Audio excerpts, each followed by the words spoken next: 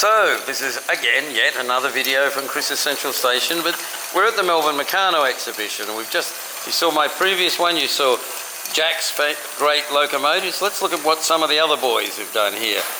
This is Graham Yost. Graham is renowned for inspiring me to make some analog computers, and Graham always makes these magnificent mechanisms. We've got a clock here, a constant torque spring skeleton clock. Well, yeah, you can pause that and read what it is. I'm not too sure, but I like the ball roller, or the ping pong ball, and they haven't escaped yet.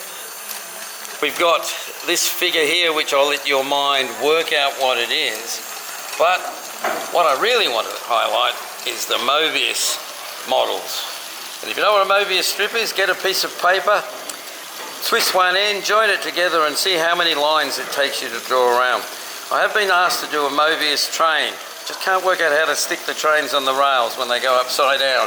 But you can see that it starts off here, it goes around, twists all the way around, and of course it's driven the same direction on the shaft because, well, you get that piece of paper and try that. Now we get round here and we've got a man that I really like because he's got a great first name, Chris. And he's done an orrery. And if you don't know what an orrery is, it's the movements of the Earth, the Moon, the Sun.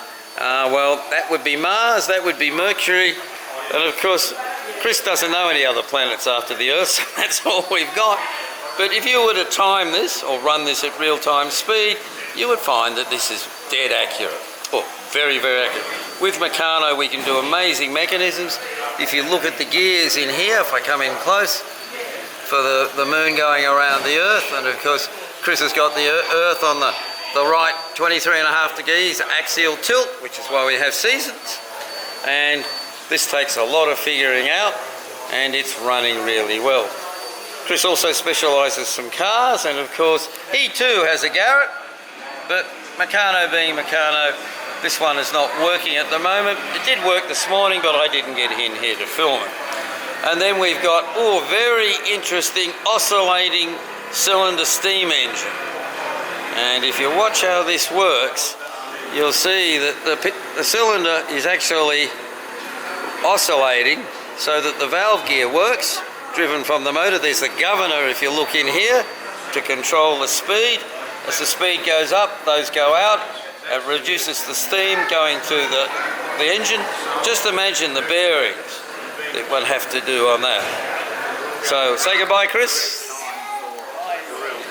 We come over here and we've got, this is the furnace charging machine.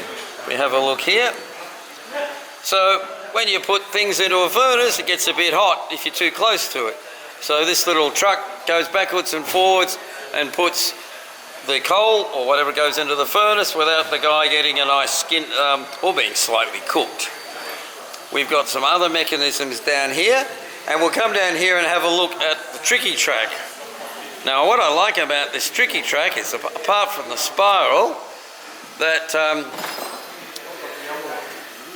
Russell's daughter, he's going to run it for us. Thanks, Russell. And here it goes. And I'll tell you about the bridge. Russell's daughter doing an engineering degree, and she made this bridge that had to support 20 Ks. And when I said to Russell, mate, it has to have triangulation or it won't work. And he pointed out to me that his daughter, rather than using Meccano, had done it, that was me, had done it with nylon cord to tension it, to illustrate what's under tension and what's not. And with a bit of luck, our tricky track engine will mount the spiral. We'll come down here and we'll see it go across the bridge, I hope. Here it comes. Looks quite good, doesn't it, as it comes down here. Oh, it's back on the track like my train. Just a little poke every now and again. Russell is smiling. And his daughter's bridge is obviously taking the weight. All right, we'll move on. We've got the usual turnabout, or double level turnabout, to send the tricky train back. We come down here, these are some more modern Meccano models. Someone's obsessed with planes, but we get down to some more older ones. Oh look, the Meccano truck is broken down, probably because it's got a clockwork motor and they forgot to wind it. Some lovely Meccano work with these detail on these trucks. We've got a ball roller here, but I thought this is for some of the Americans and the Australian rev heads. This is the 186 red motor, as it was called. It was red because the bottom part of the motor was red. They'd had a blue one. Oh look, we've even got the valve timing and the sparks happening. Oh, that's good engineering. You can see the tappet drive. So if you don't know how an engine lever works, under the rocker cover, these are the tappets. Obviously, it's not an overhead cam motor. We've got the distributor, which is working off the motor to get the right timing. I'm not quite sure where the push rods are coming from. Oh, they're down inside it. And of course, if you're American, V8s. Or if you're Jeremy Clarkson, everybody likes a V8. And again, we've got the tappets at the top, 4 cylinders slanted at one angle, 4 cylinders at the other angle. And again, we've got Sparky in there, so a magnificent engine.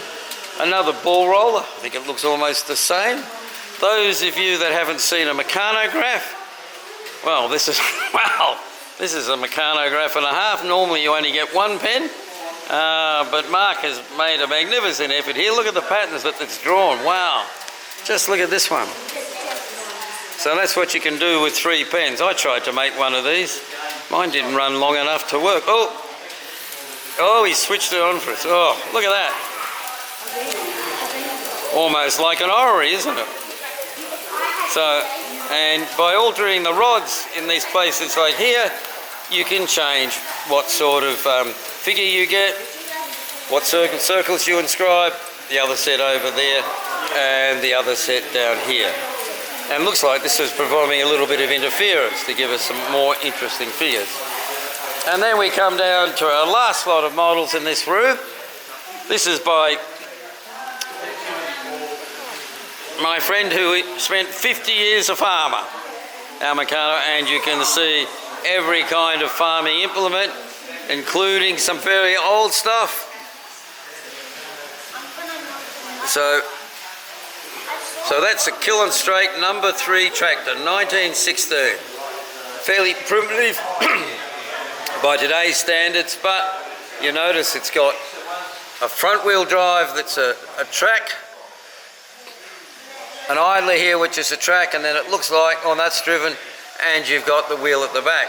Interesting timing to get the track and the wheel at the back there. I'll just go around so you can see it, to go at the same speed. So we'll come back, you can see, I don't know what half of these things that do. Looks like most of them kick up the ground, probably plant seeds, scrape it away.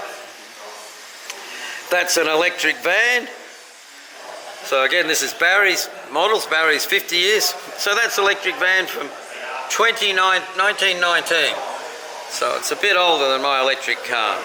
And here we've got another 1904 Ival tractor, interesting mechanism. We've got scarifiers, or looks like putting either seeds or fertilizer. And then we've got this fairly modern tractor by the look of it. 4-wheel drive Massey tractor. So that's it for the Meccano exhibition, Melbourne 2025. If you'd like to come next year, the boys and the girls here would all love you to come along. And if you haven't used Meccano, I would suggest you do.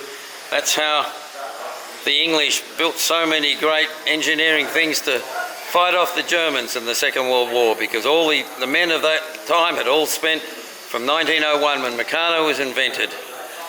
They all knew how to build stuff, what differentials, universal joints, gear ratios, triangulations, you name it.